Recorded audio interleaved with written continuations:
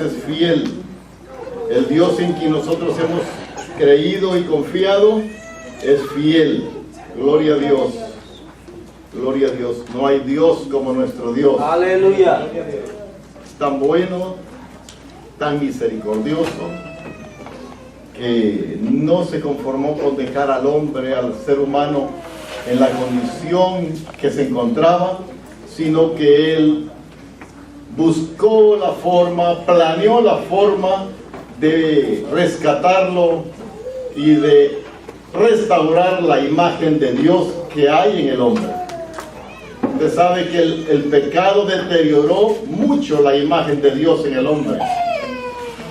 Y de allí en adelante, después de que el hombre pecó, dice que toda la descendencia de la primer pareja vino a nacer ya no conforme a la imagen de Dios como la primer pareja, sino conforme a la imagen de su progenitor, que era Adán. Y la condición de Adán era de separación de Dios por causa del pecado. Así es que es en Cristo Jesús donde el ser humano encuentra que el problema del pecado es resuelto. Que todas las consecuencias del pecado quedan resueltas en el Señor Jesucristo. Así es que es ahí donde el hombre recupera la imagen de Dios. Es restaurada la imagen de Dios en él. Así que, hermano, todos los efectos del pecado quedan solucionados en Cristo Jesús. Alabamos el nombre de Dios por eso. Amén. Nos hemos gozado en este momento en el cual estamos alabando al Señor. Y yo espero que usted, cuando esté alabando al Señor, hermanos, se concentre de tal manera que Dios pueda hacer milagros en su vida. Que Dios pueda hacer prodigios en medio del pueblo. Porque eso es lo que sucede. Muchas veces nosotros, cuando estamos en la casa del Señor, pensamos de que solamente en los momentos que oramos por alguien Dios puede responder. Pero las experiencias y la palabra de Dios nos dicen de que aún en medio del momento de la alabanza, cuando usted ni siquiera está pidiendo por su sanidad, Dios puede hacer un toque. Lógicamente que usted necesita estar concentrado en esa alabanza, abandonar este momento, este lugar de la tierra, y transportarse hasta la misma presencia de Dios. Amén. Es ahí donde ocurren las cosas maravillosas de Dios. Usted se ha fijado en los conciertos lo que sucede, ¿verdad? La gente se deporta de tal manera, y por un ser humano, por otro hombre falible, otro hombre que perece. ¿Y cómo se deportan? Usted ha visto a la muchacha, ¿verdad? Cuando el artista es un género masculino, y que él se acerca un poco a la tarima y quiere la mano, y toda la gente, la muchacha como corren, de ahí hay quienes hasta se desmayan y caen tendidas al piso. Es tanta la euforia, la emoción, y eso es por un ser humano. Y cuando es una mujer, ahí están los hombres también, ¿verdad? Haciendo fila, queriendo tocar. Siquiera lánzame algo. Apenas lanza una cosita y todos quieren atraparla. Hermano, yo quiero decirle algo. Que Dios es más digno que cualquier ser humano. Amén. Gloria a Dios. Por muchos atributos que tenga. Y no se avergüence. Si esa gente en el mundo lo hace por un ser humano, igual que él, no se avergüence usted, hermano, de extender su mano y de bordarse para alcanzar un milagro de Dios en el momento que está ocurriendo la alabanza. Que en medio de la alabanza, hermanos, haya un espíritu de adoración también. Recuerde que la adoración a Dios y la alabanza están inseparables. Por eso Pablo decía que nosotros debíamos de cantar con el espíritu, pero también debíamos de cantar con el entendimiento. Gloria a Dios. Vamos a iniciar en este día la predicación de la palabra del Señor. Vamos a entrar en materia pronto. Parece que hay un compromiso. Tenemos que estar ya a las 3 de la tarde afuera. Hay algo en lo cual va a ocupar este lugar. Y hermanos, nosotros tenemos que también ser prudentes. Amén. Gloria a Dios. Le invito a que abra su Biblia. Primera Reyes, primer libro de Reyes. Primer libro de Reyes. capítulo 2, versículo 36 al 46. Hermano Antonio, perdón, que las clases van a llevarse sus... Oh, pero sí. Sí, las clases también se desarrollan igual como en otras ocasiones, ¿verdad?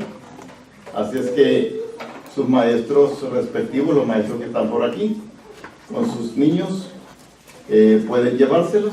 Perdón, hermano, se me pasaba eso por alto. El pastor tiene la culpa.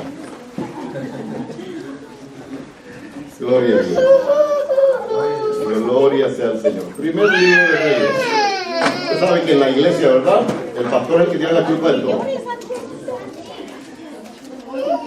Gloria a Dios. Son bromas. Primer libro de Reyes, capítulo 2, versículo 36 al 46. Quiero que estudiemos, hermanos, el caso de un hombre llamado Simei. ¿Listos? ¿Tienen su Biblia ya abiertas en el capítulo 2 del primer libro de Samuel? Versículo 36 al 46. ¿Samuel o Reyes? Perdón, Reyes. Gloria a Dios. Primer libro de Reyes.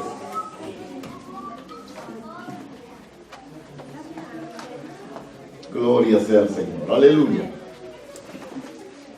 Póngase de pie, hermanos, en reverencia a la palabra del Señor. Vamos a tener la lectura de ese pasaje bíblico. ¿Listos? ¿Reyes qué, hermano, era? Primer libro de Reyes 2, del 36 al 46.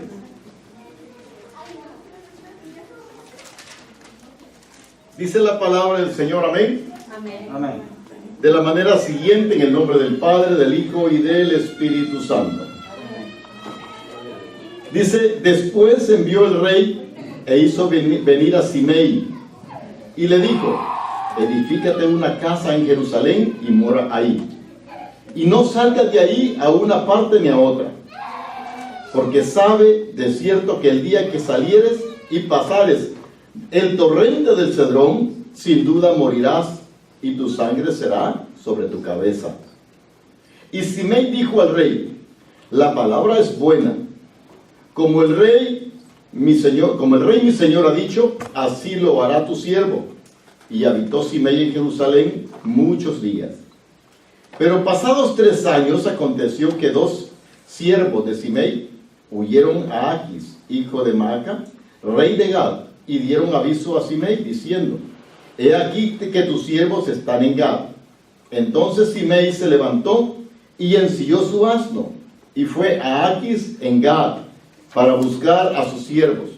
Fue pues Simei y trajo a sus siervos de Gad. Luego fue dicho a Salomón que Simei había ido a Jerusalén hasta Gad y que había vuelto. Entonces el rey envió e hizo venir a Simei y le dijo, ¿no te hice jurar yo por Jehová y te protesté diciendo, el día que salieres y fueres acá o allá, sabe que de cierto morirás? Y tú me dijiste, la palabra es buena, yo la obedezco. ¿Por qué pues no guardaste el juramento de Jehová y el mandamiento que yo te impuse? Dijo además el rey a Simei, tú sabes todo el mal, el cual tu corazón bien sabe que cometiste contra mi padre David. Jehová pues ha hecho volver el mal sobre tu cabeza. Y el rey Salomón será bendito, y el trono de David será firme perpetuamente delante de Jehová. Entonces el rey mandó a Benaía, hijo de Joiada, el cual salió e hirió y murió. Y el reino fue confirmado en la mano de Salomón. Amén. Padre bueno, Señor, me pongo en tus manos y pongo la vida de cada uno de mis hermanos también, Señor, en tus manos, suplicándote que en este momento, Dios mío, tu Espíritu Santo sea quien obre tanto en mí como en ellos. Te ruego, por favor, que a través de esta lectura y de la exposición de tu palabra, tú nos hables y tú nos enseñes, Dios mío, tus propósitos, tu voluntad y nos hagas entender, Señor, Amén. cuál es, Dios mío, la verdadera intención tuya al dejarnos la palabra tuya revelada en este libro para nuestro beneficio. Gracias, Padre bueno, por la presencia de cada uno de mis hermanos. Aleluya. Gracias, Señor, porque tú has prometido que tu Espíritu Santo usará nuestros labios. Gloria a Yo te Dios. pido, por favor, que tú seas, Dios mío, quien obre en cada vida. Padre, en el nombre de Jesús, muchas gracias. Sí, Señor. Amén y amén. Amén. Gloria a Dios. Gloria a Dios. Pueden tomar sus asientos, hermanos. Quiero que estudiemos este pasaje bíblico que nos trae una lección sumamente importante.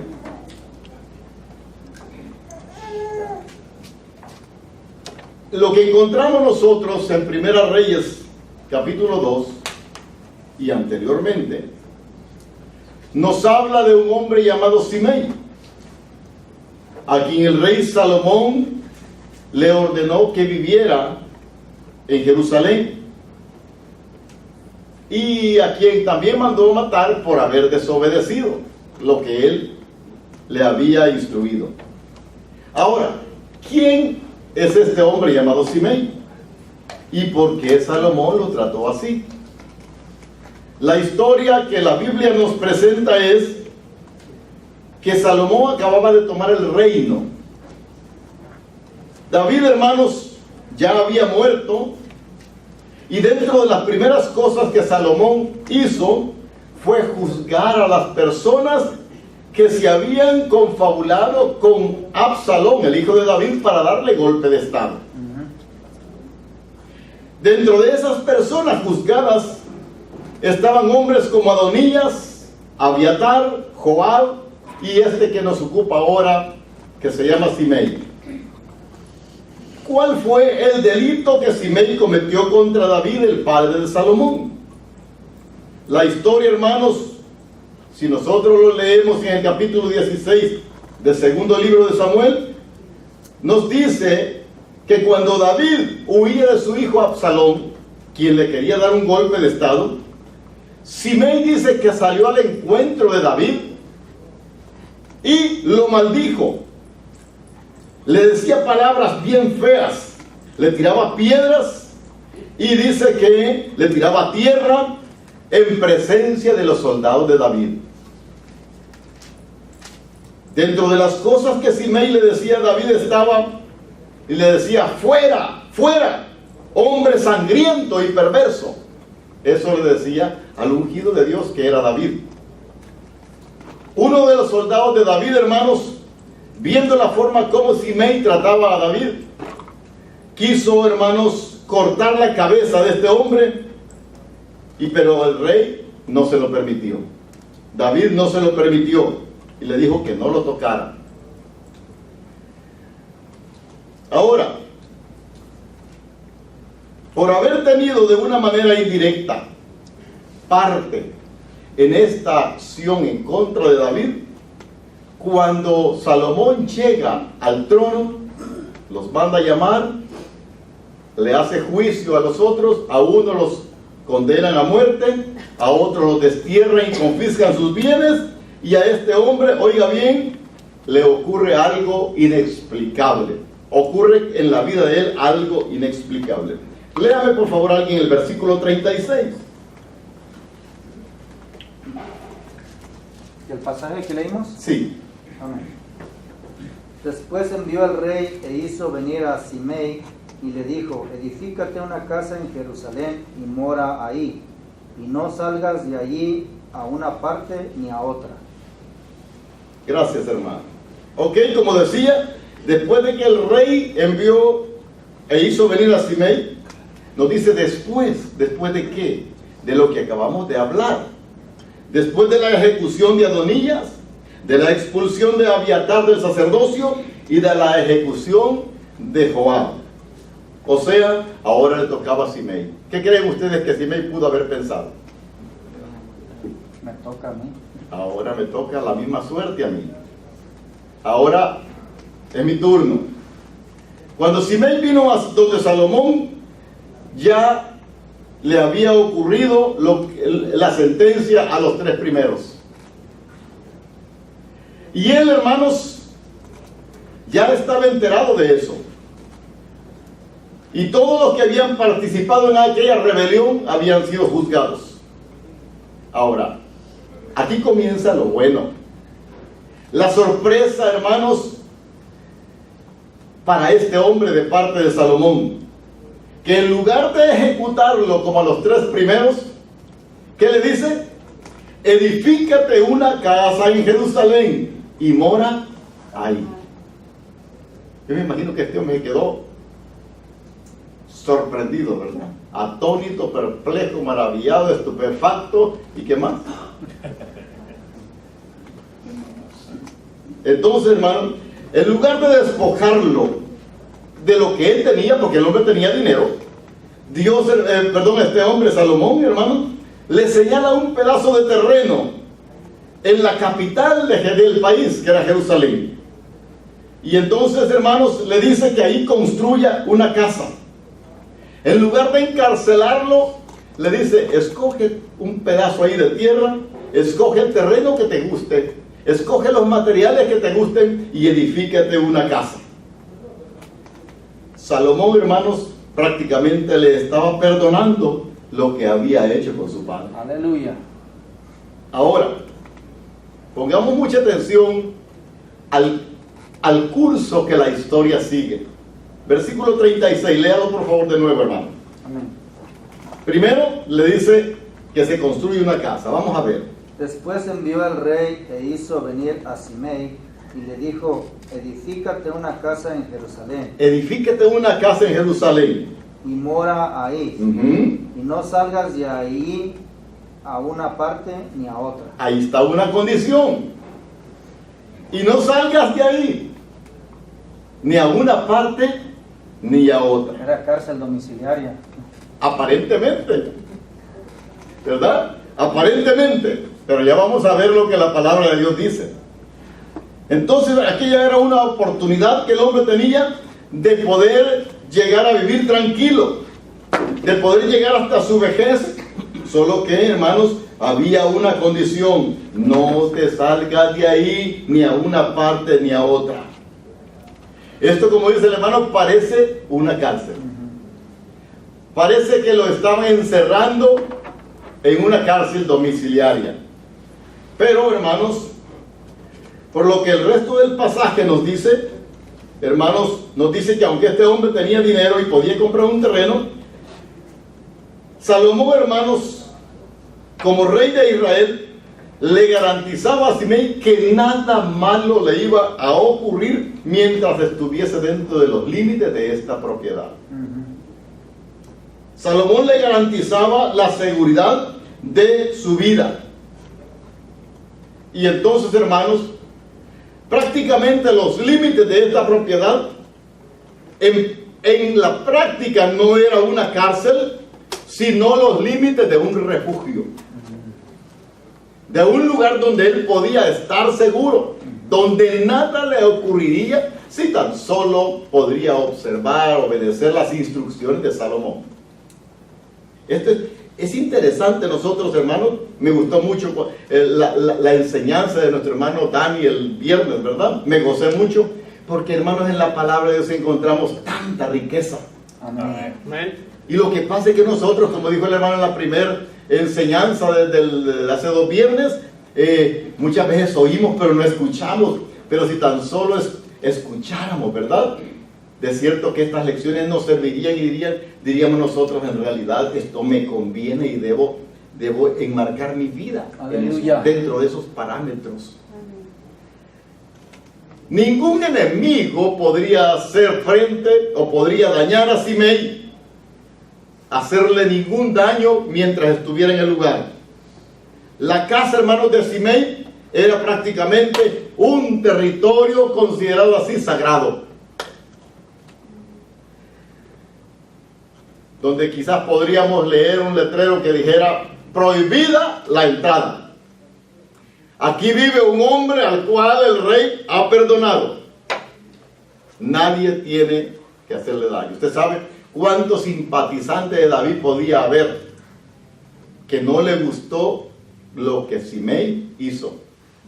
Los otros fueron ajusticiados. Y aquí la gracia de parte del rey le alcanza a este hombre, y en lugar de ser sentenciado igual que los primeros, ahora resulta que es perdonado, y no solo perdonado, sino que le dan un lugar donde vivir seguro, Gloria a Dios. donde tener un refugio que nadie podía hacerle ningún daño. Ahora, el rey le había puesto esto y le garantizaba también su vida, la seguridad de su vida. El único que tenía que cuidar de su seguridad era ¿quién? Simei mismo. Era el único que debía de cuidar de su seguridad. El mismo Simei. Es el que tenía, hermanos, que obedecer la orden del rey, que le había dicho: no te salgas ni a un lado ni al otro. O sea, eso quiere decir que él estaba libre dentro de todo aquel terreno. Él podía moverse, de toda aquella propiedad él podía moverse. Pero más allá de los límites que le había trazado el rey, no podía ir por su seguridad. Ahora, cuando nosotros la traemos a nuestra vida, hermanos, a la aplicación hacia nuestra vida, nosotros podemos encontrar unos paralelos bien hermosos. Y es que nosotros, hermanos, encontramos en esto como una ilustración a la vida cristiana, que al igual como Simei había proferido insultos y blasfemias en contra del padre de Salomón llamado David, también nosotros, hermanos, nos habíamos comportado de igual forma con nuestro Dios, desobedeciendo, blasfemando, haciendo y deshaciendo. Pero el Señor, hermanos, nos perdona nuestros pecados. Amén, aleluya. Su gracia nos alcanza. Y ahora, hermanos, igual como Salomón le ofreció a Simei un lugar donde podía vivir tranquilo, también, hermanos, el Señor nos enseña a nosotros la vida cristiana dentro de los límites y dentro de las normas establecidas por Él. La palabra de Dios nos dice, hermanos, que cuando el Señor nos perdona, que cuando el Señor nos rescata, estamos en su mano, y el que está en sus manos, nadie lo arrebatará. Entonces, si Dios garantiza eso, cuando nos pasa algo, ¿qué pasa? Es porque nosotros no observamos esa instrucción y no salimos de los límites. Nos salimos de los límites donde está la garantía y la seguridad que Dios nos ha ofrecido. Y después nosotros a veces culpamos al Señor. Pero no dijiste, Señor. No, Él está diciendo, acuérdese de lo que Pablo dice: ninguna condenación hay para los que están en Cristo Jesús. No fuera de Cristo. Fuera de Cristo no hay garantía para nadie. Y todas las cartas de Pablo encontramos que dice en Cristo, en Cristo, en Cristo, en Cristo. Y cuando Él, hermanos, nos salva de este mundo de pecado, dice que, hermanos, nos saca, por eso nos llama santos, y nos separa para Él, y nos da instrucciones que debemos de pertenecer ahora a un pueblo nuevo, donde, hermanos, Él es el que gobierna, donde, hermanos, Él es el que establece los límites. Y si nosotros permanecemos dentro de los límites, de seguro que la seguridad nuestra es garantizada. Acuérdese de lo que pasó cuando el naufragio del barco donde iba Pablo y otros prisioneros más hacia Roma. El barco naufragaba. Y una de las instrucciones fue: echen toda la carga al mar. Y otra de las instrucciones fue: nadie se salga de la barca. Nadie deje la embarcación. Mientras usted esté, hermanos, en la iglesia del Señor, nada le ocurrirá. Aleluya. El día que usted se salga de esos límites, o yo me salga de esos límites, entonces no puedo responsabilizar a Dios, sino que el responsable soy yo mismo, que no cuidé de permanecer dentro de los límites que Dios me ha dicho. O sea, hermanos, que las leyes de Dios no son cosas para restringirnos, para robarnos la libertad, para que nosotros vivamos como sumergidos y no podamos gozarnos. No, es todo lo contrario. No son restricciones que nos roban la libertad de hacer lo que nosotros, hermanos, quisiéramos hacer, sino que son prácticamente murallas que se establecen para nuestra seguridad y protección. Amén. Cuando el niño o la muchacha, la mamá le da normas, ella cree que es porque, no, como si tú ya gozaste, ya estás vieja, ahora no quieres que yo goce. No, lo que la mamá o el papá está haciendo es no robándote la oportunidad de que te diviertas o que seas feliz, que goces tu juventud, sino es cuidando de tu juventud. Aleluya. De tu vida, porque ella sabe qué es lo que hay fuera del hogar. Hermanos, el jovencito y la jovencita se va del hogar porque cree que le están robando la oportunidad de poder ser feliz, pero cuando se encuentra allá afuera le ocurren cosas peores. Eso, hermanos, nos habla de que Dios, hermanos, todas las cosas que nos da, nos las da para nuestro bien, para nuestra seguridad. La Biblia dice que Dios, en el tiempo de la ley, estableció, después de que el pueblo salió de Egipto, pasó el desierto y llegó a la tierra de Canaán, 6 ciudades de refugio. 3 estaban a un lado del Jordán y 3 estaban al otro lado. Donde, hermanos, esas ciudades de refugio eran para que aquel que matara a alguien involuntariamente o por accidente pudiera correr a refugiarse a esos lugares. No así el que lo había hecho alevosa y premeditadamente. Pero aquel que lo había hecho por accidente o involuntariamente podía correr. Y el sacerdote podía ir a la par de él corriendo hasta que llegaran a una de las ciudades de refugio más cercanas. Estando dentro de la ciudad de refugio nadie podía tocarlo. Un pariente que quisiera vengar la muerte de la persona fallecida no podía tocarlo. Esas ciudades de refugio eran para eso precisamente, porque Dios siempre ha distinguido entre lo que es matar por accidente o involuntariamente, entre lo que es un asesinato alevoso. Y Dios establecía estas ciudades. Hermanos, estas ciudades representan prácticamente el verdadero refugio que nosotros encontramos en Cristo Jesús. Gloria a Dios. Cada una de estas ciudades, hermanos, estaban diseñadas para eso. Podía la persona ir a refugiarse a ellos. Eso sí, mientras el sacerdote vivía, no podían tocarlo. Y mientras la persona permaneciera dentro de las ciudades de refugio, nadie podía tocarlo. Si salía de la ciudad de refugio, ¿qué pasaba? El vengador, el familiar que estaba doliente, podía tomar venganza en contra de él, aunque hubiera sido por accidente la muerte. La condición era permanecer dentro de las ciudades de refugio. Si usted quiere consultar eso, está en el capítulo 20 de Josué y en el capítulo 35 de Números. Dios estableció esas ciudades.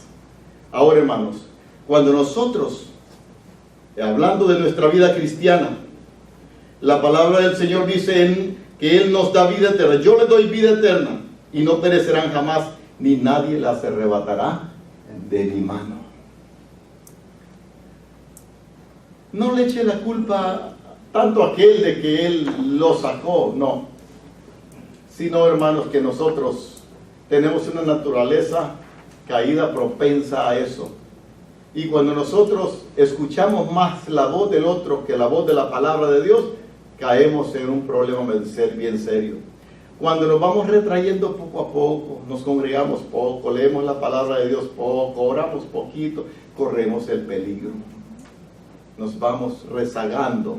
Así que, hermanos, no hay garantía, no hay seguridad para la persona que está fuera o que traspasa los límites que Dios ha establecido.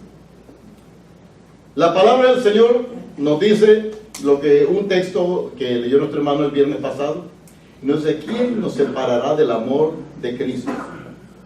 Tribulación, angustia, persecución, hambre, desnudez, o peligro, o espada. Bueno, y continúa Pablo y dice: estoy seguro que ni la muerte, ni la vida, ni ángeles, ni principados, ni potestades, ni lo presente, ni lo porvenir, ni lo alto, ni lo profundo, ni ninguna otra cosa creada nos podrá separar del amor de Dios que es en Cristo Jesús, Señor nuestro.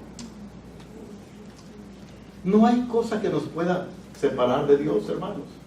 Mucho menos Dios nos va a dejar que alguien nos arrebate de la mano de Él. Él lo garantiza. Ahora, repito, el problema surge, hermanos, cuando nosotros mismos nos descuidamos y nos salimos de los límites que Dios nos ha establecido. ¿Qué le dijo a Simei? Edifícate una casa ahí, vive tranquilamente, pero no salgas de aquí para allá, ni para el otro lado, porque entonces, de cierto, vas a morir. Ahora, el Señor mismo nos exhorta a ser fieles en todos los días de nuestra vida y no apartarnos de la vida cristiana, que es nuestra única seguridad. Mientras estamos en las manos del Señor, oiga bien esto, no nos puede apartar de su gracia nada. Pero nosotros, voluntariamente, sí nos podemos salir. Ninguna de las cosas que el apóstol Pablo enumera en Romanos 8 nos puede apartar del amor de Dios. Pero nosotros, sí, conscientemente y deliberadamente nos podemos apartar. El enemigo del cristiano, hermanos, el enemigo más grande del cristiano no es el mundo. El enemigo más grande de cada persona, de cada uno de nosotros, es nuestro propio yo. Nuestro propio yo. Por eso cuando recibimos al Señor Jesucristo, se nos dice que tenemos que entronizar a Cristo en nuestro corazón y destronar al yo personal, al ego suyo, al ego mío. Tenemos que destronarlo, ¿verdad? Así es que por eso el Señor Jesucristo nos habla a ser fieles, a observar las normas que Él nos da. Hermanos, hay una advertencia también. Versículo 37, alguien que lo quiera leer, por favor.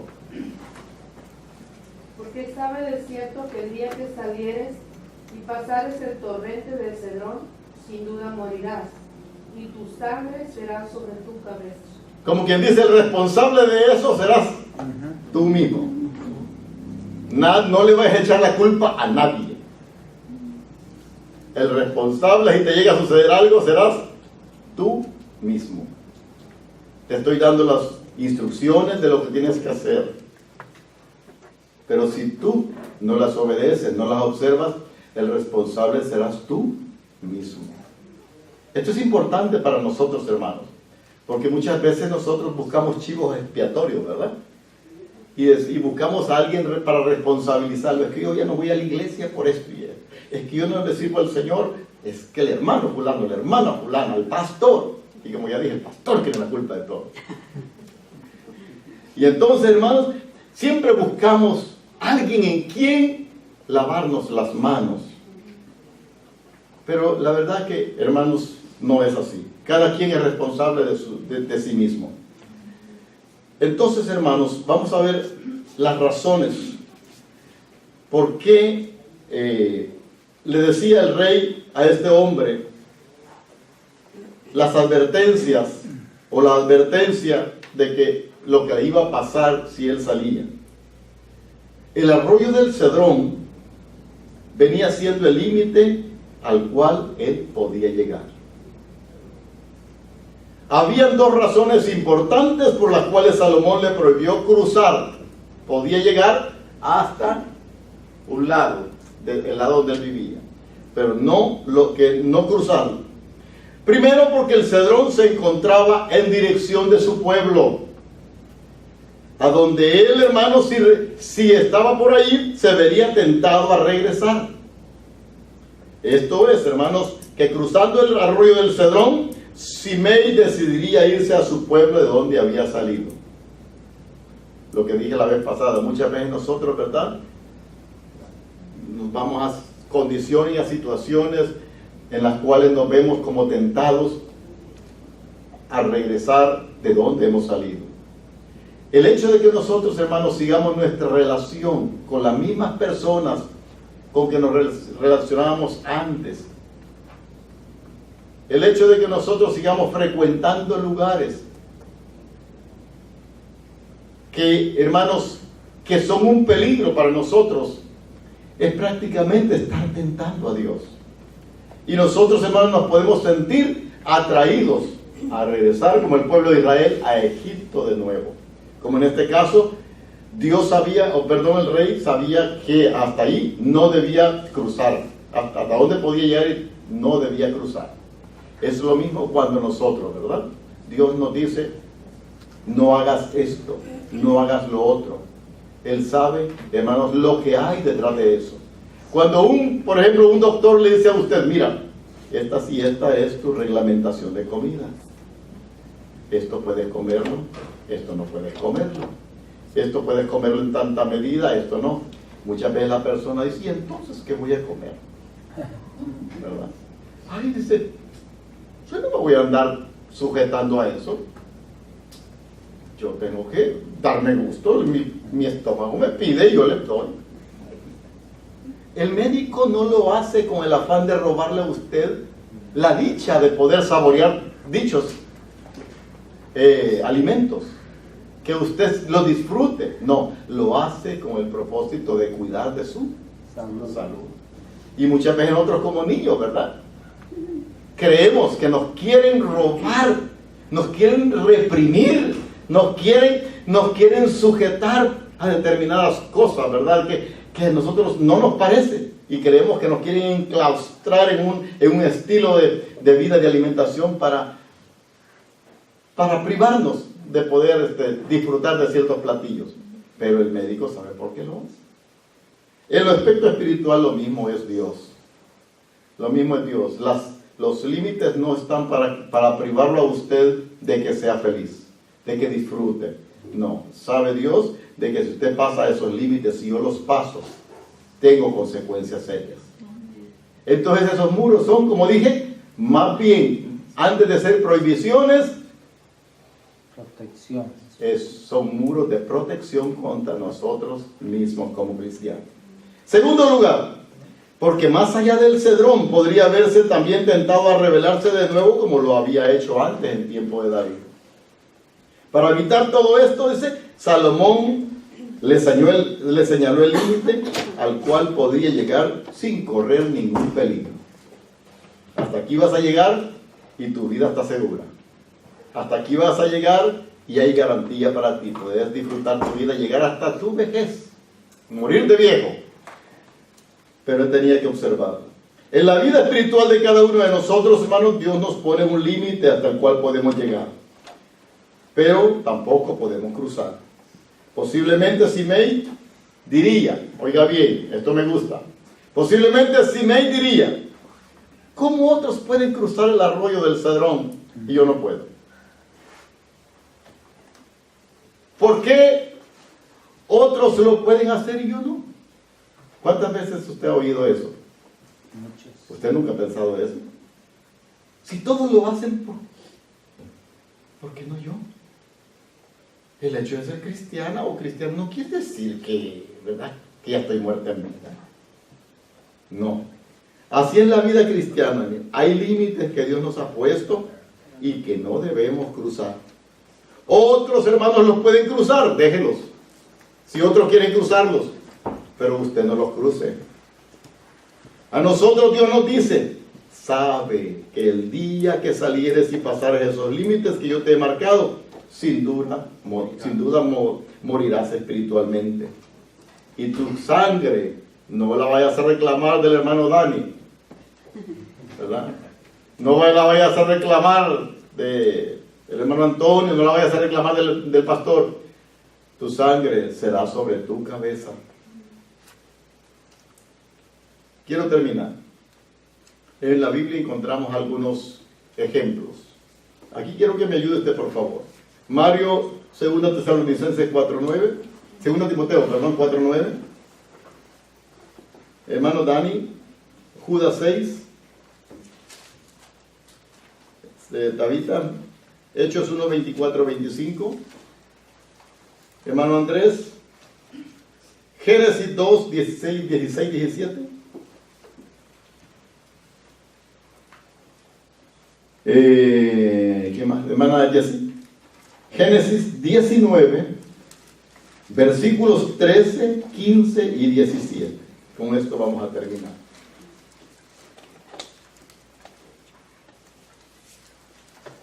En la Biblia nosotros encontramos casos que se nos muestran como ejemplos de personas o seres que cruzaron los límites que Dios les había fijado y enfrentaron las consecuencias. Vamos a ver 2 Timoteo capítulo 4 versículo 9. Dice así: procura venir pronto a verme. 2 Timoteo Sí. 4, 9. ¿Sí? ¿Eso dice? ¿Será primera? Posiblemente. Habla de Demas. Mientras lo buscas entonces, Judas 6, hermano.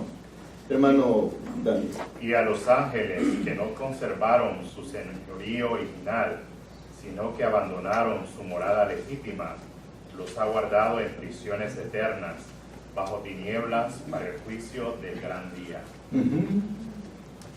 Aquí se habla de ángeles que se rebelaron contra Dios. Ellos prácticamente traspasaron los límites, violaron el principio para el cual habían sido creados por Dios. Y estos son parte, como dijo un comentarista, de los ángeles que van a ser sueltos durante la gran tribulación. Por eso ¿cómo se llama? La operación o digamos la intensidad con que los demonios van a trabajar en el tiempo será superior a cualquier otro tiempo. Y Juan vio eso, ¿verdad? Que salían de abajo, como por el capítulo 9 de Apocalipsis. Estos ángeles traspasaron los límites que Dios les estableció y tendrán que enfrentar las consecuencias, el juicio de parte de Dios.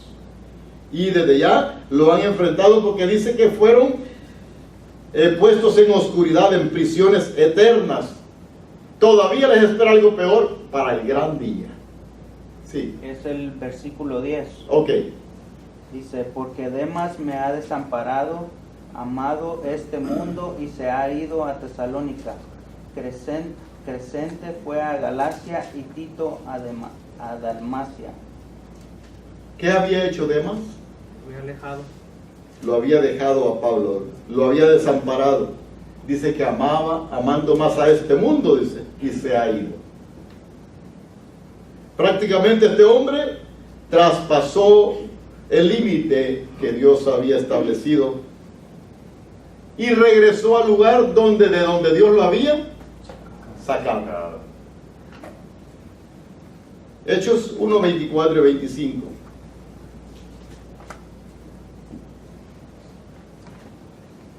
Y orando dijeron: tú, Señor, que conoces todos los corazones de todos, muestra cuál de estos dos ha sido escogido, para que tome la parte de este ministerio y apostolado de que cayó Judas por transgresión, para irse a su propio lugar.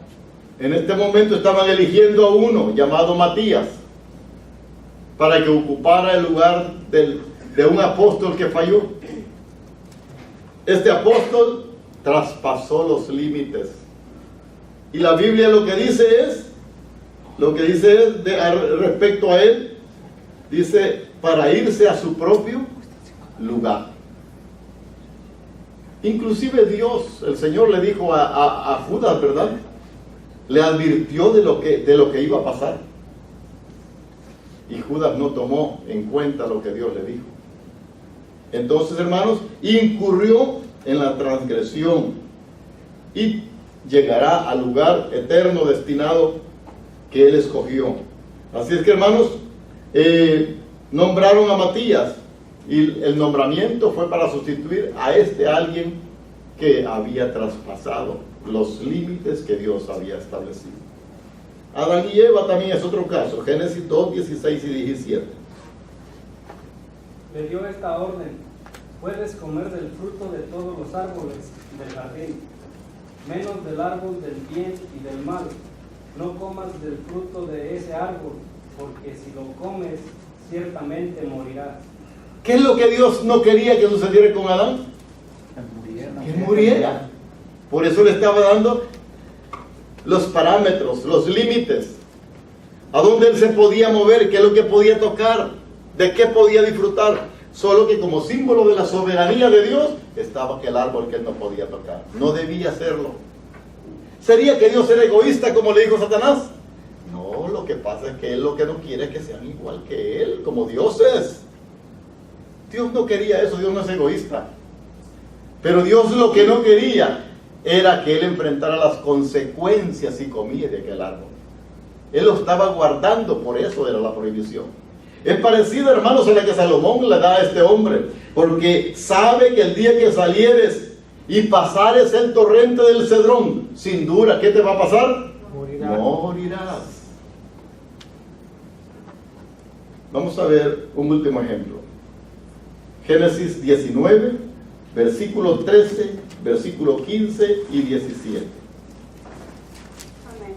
Porque vamos a destruir este lugar, porque cuando el clamor contra ellos ha subido de punto delante de Jehová, por tanto Jehová nos ha enviado para destruirlo. Y al rayar el alba, los ángeles daban prisa a Lot, diciendo: levántate, toma tu mujer y tus 2 hijas que se hallan aquí, para que no perezcas en el castigo de la ciudad. ¿Qué es lo que iba a pasar en Sodoma y Gomorra? Iba a ser destruida por su pecado. El pecado había llegado hasta los límites, hasta la misma presencia de Dios, y Dios iba a destruir las ciudades. Pero él, al igual que está pensando con su pueblo, que antes de derramar su juicio sobre la tierra quiere levantarlo, quiere llevárselo, de igual manera él saca a Lot, a su mujer y a sus hijas. Le manda ángeles para que los saquen del lugar. Y les indica un lugar seguro. ¿Cuál era? ¿Cuál era ese lugar seguro? Había un monte. Había un monte ahí, al cual él les decía: y no paren, escapa por tu vida, no paren hasta llegar a ese lugar. El lugar seguro era ese monte. Mientras ellos no estuvieran en ese monte que estaba señalado por Dios, ellos no estaban libres de peligro. Ellos no estaban seguros. Ellos no estaban bajo un refugio seguro. Entonces, hermano amado, esto es lo que nosotros vemos como ejemplos en la palabra de Dios. Lo mismo ocurre con cada uno de nosotros.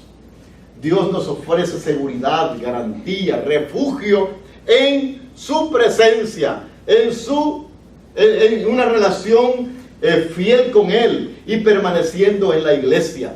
Satanás, hermanos, trata la manera de sacarlo a usted de la iglesia. Satanás trata la manera de hacer lo que usted se separe del resto del rebaño.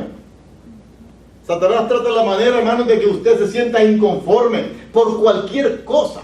Que si cantaron alto, que si cantaron bajo, que si hicieron los coros de adoración primero, o si hicieron los de alabanza primero, si se predicó fuerte, si se predicó demasiado suave, si se da lugar a que dancen, o si no se da lugar a que dancen, y usted todas esas cositas le dice: y mira cómo están haciendo, que por qué esto y el otro, y en cosas, en detallitos pequeñitos, usted dice: que no, ahí está en contra del espíritu, ahí está pasando esto y esto. Pero ¿por qué hacen así? Yo veo que en otras partes hacen de esta manera, ¿por qué no hacen igual ahí? Hermanos, no siempre todas las iglesias trabajan igual, tienen el mismo orden.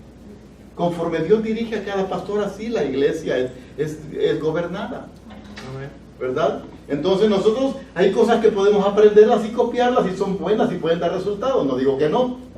Pero hermanos, nunca debemos de poner nuestra mirada en las cosas que aquí a veces nos afectan mucho, que nos roban el interés para poder estar en el camino cristiano y en la iglesia. Recuerde que Dios tiene un modelo, tiene límites, y nosotros tenemos que someternos, observar esos límites que Dios ha puesto para nuestra seguridad, para nuestro beneficio, para nuestra felicidad. ¿Por qué Dios, hermanos, no quiere que nosotros vayamos a los pozos del mundo para tomar agua de ahí y beberla? Porque nunca te van a mitigar la sed. Vas a tomar de allá y vas a tomar de allá y nunca te van a satisfacer. Él sabe de que la única agua que te puede satisfacer es el agua que Él ofrece. Amén. Amén. Y la Biblia dice que es el Espíritu Santo en la vida tuya. Y nosotros, hermanos, debemos de observar eso, tomar muy en cuenta eso. Concluyo. Así como el diluvio, solamente se salvaron aquellos que entraron en el lugar de refugio. Acuérdese, el arca era el único lugar de refugio en el diluvio. Amén. Así como las ciudades de refugio en Israel se protegían, aquellos que habiendo cometido un delito sin intención se refugiaban en ellas para que nadie les dañara. Así también todos los que se mantengan dentro de la salvación que Dios les ha provisto en Cristo Jesús, Dios garantiza que no se perderán. Nadie los puede arrebatar de su mano. Nadie puede correr ningún riesgo, ningún peligro. Pablo dijo, nadie deje la nave. Yo te digo en esta tarde, no dejes la iglesia. Aunque Satanás te diga cualquier cosa, no dejes de congregarte. Gloria a Dios. No dejes el camino del Señor por nada ni nadie. Como dijo Pablo, ni la vida, ni la muerte, ni potestades, ni nada, ni ninguna cosa creada nos puede separar del amor de Dios, que es en Cristo Jesús. Aleluya. Hágame, dijo el hermano, ¿verdad? Amén. Amor verdadero. Así es. Amor incondicional. ¿Nos ponemos de pie? Yo quiero preguntarles, ¿cuántos entendieron el mensaje? Amén. Amén. No te salgas de tu refugio. Las razones por las cuales quieras salirte de tu refugio pueden aparecer de un momento a otro o pueden estarse dando en este momento. Llegaríamos toda la tarde mencionando las razones, pero cuídate de ti mismo, porque Satanás lo que hace es, dice que él, ¿de dónde dice vienen las guerras y los pleitos entre vosotros? ¿Qué tiene nosotros? De nuestra misma naturaleza. Porque Satanás lo que hace es provocar la naturaleza nuestra, tu ego, tu yo personal, lo toca y lo hace funcionar. ¿Para qué? Como relojitos de cuerda, ¿verdad? ¿Recuerda usted cuando existían los relojitos de cuerda? Pues ya no existen casi, ¿verdad? Usted daba cuerda al reloj y el reloj quedaba ¿qué? Trabajando. Y eso es lo que el enemigo muchas veces hace. Va, nos da cuerda, le da cuerda a la persona y la deja ya trabajando ya solita. Porque sabe que hay aquí algo de la vieja naturaleza, de la naturaleza adámica, que con solo tocarla y provocarla, inmediatamente sale a flote. Pero Dios nos dice, hermanos, en esta tarde, no te salgas de tu refugio. En Cristo Jesús somos más que vencedores. Fuera de Cristo no hay victoria. En Cristo Jesús es que estamos seguros. Fuera de Cristo estamos, hermanos, inseguros. Acuérdate de esto, ninguna condenación hay para los que están en Cristo Jesús. Así Satanás te diga lo que te quiera decir. En Cristo Jesús no hay ninguna condenación. Así que, hermanos, vamos a orar y vamos a decirle al Señor, ayúdame para poder permanecer dentro de los límites que tú has establecido, que yo permanezca. Te adoramos, Padre Santo. Te damos gracias, mi Señor, porque tú un día tuviste misericordia de nuestras almas y nos rescataste de ese mundo en donde no teníamos esperanza. Muchas gracias, Padre bueno, porque ahora nos has injertado en tu familia, en tu iglesia, de la cual, Señor amado, no queremos segregarnos, no queremos separarnos. Queremos, Señor, que cada día los lazos fraternales, los lazos amistosos, sean, Señor amado, más fuertes, que nos unan y que nos ayuden a caminar unidos, conquistando la victoria que tú nos has ofrecido en Cristo Jesús. Gracias, mi Dios, porque tú proveíste un refugio seguro para nuestras vidas. No permitas que nos salgamos de esos refugios ni traspasemos los límites que tú nos has establecido. Gracias porque todo ello es para cuidarnos, todo ello es para guardarnos, todo ello es para preservarnos y hacer que nosotros podamos disfrutar de esa vida abundante sin que nuestro enemigo pueda robarnos esa dicha, esa felicidad. Gloria a Dios. Ayúdanos, mi Dios, por favor, Señor, para ser fieles hasta la muerte. Ayúdanos, mi Dios, para que nuestros ojos ni nuestra mente se detenga a considerar cosas en esta tierra, sino, Dios mío, que siempre tengamos nuestra vista, nuestra mente en ti. Padre, en el nombre de Jesús, aleluya, te ruego por esta iglesia, este rebaño, Señor, que tú lo guardes, Señor, en el hueco de tu poderosa mano. Que todo, Señor, dentro del redil, tú sabías, Señor, que hay seguridad. Por eso confiadamente pudiste dejar 99 en el redil porque estaban seguras. Pero fuiste por la una que estaba ya insegura, expuesta a las fieras, expuesta a los perjuicios que podía tener, a dañarse ella, incluso ella misma, pero fuiste por ella. No te preocupaste de las 99 porque estaban seguras. Padre, en el nombre de Jesús, te ruego que nos ayudes para poder, mi Señor amado, actuar de acuerdo a lo que tú has establecido para nosotros. sí, Señor. Padre, en el nombre de mi Señor Jesús, que cada día podamos tener un mayor compromiso, una mayor gratitud hacia ti en nuestra vida. Sí, Señor.